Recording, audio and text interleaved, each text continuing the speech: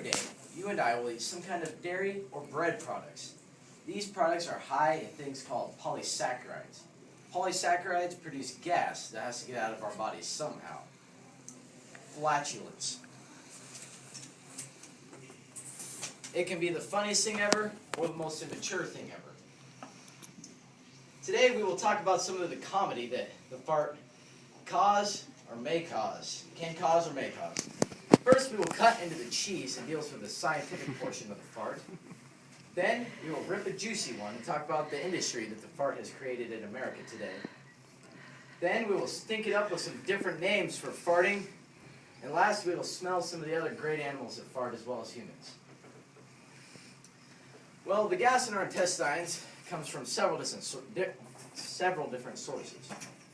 Air we swallow, gas seeping into our guts from our blood, chemical reactions in our guts, or bacteria living in our guts. But you're probably wondering to yourself, what is a fart? Really, what gives it its smell? What makes you want to run to the door?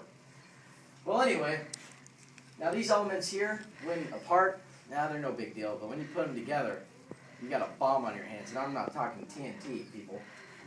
A fart is 32% methane, 41% carbon dioxide, 3% nitrogen, 1% hydrogen, 16% oxygen, and the yellow stuff, the hydrogen sulfide, that makes up 7% of the fart.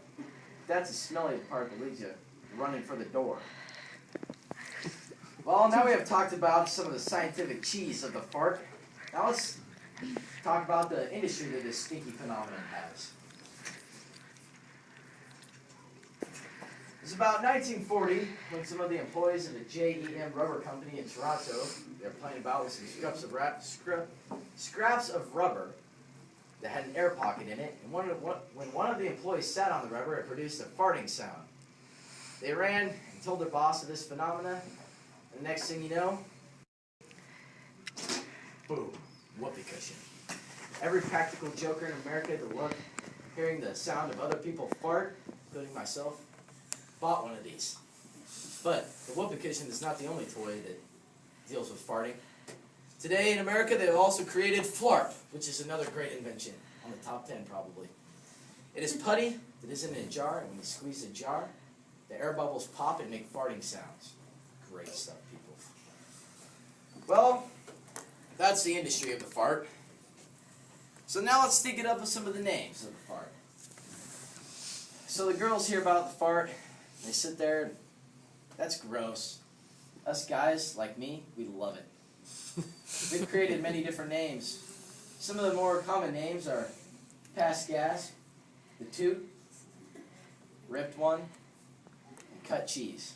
I don't understand that one. I don't know. Anyway. Some more awesome ones that me and my buddies have come up with are the air pigeon, morning thunder, hot wind, butt bark, booty bomb, hydro bomb, morning thunder, mud slapper, rattler, backdoor trumpet, hang stainer, butt music, scented stream, and my personal favorite, the panty peel out. Well, those are the names of farting. And finally, we shall talk about the animals that also fart as well as humans. On a scale of 1 to 10, most farting animals comes in last place at number 10 is the gerbil. Right next to the gerbil would be the human. Yeah, we're smart. After that, we got black labs, elephants, zebra, sheep, cows, camels, and the animal that farts more than any other animal, and I can't explain why, is the little tiny termite. Whatever's in that wood, I don't know, but it's got them going.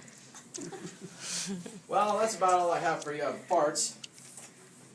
But before I go, I must warn you, they are flammable. They'll move you in space. If you're not careful, they'll leave marks. And, well, they stink. So as Shrek would say to Donkey, better out than in, I always say.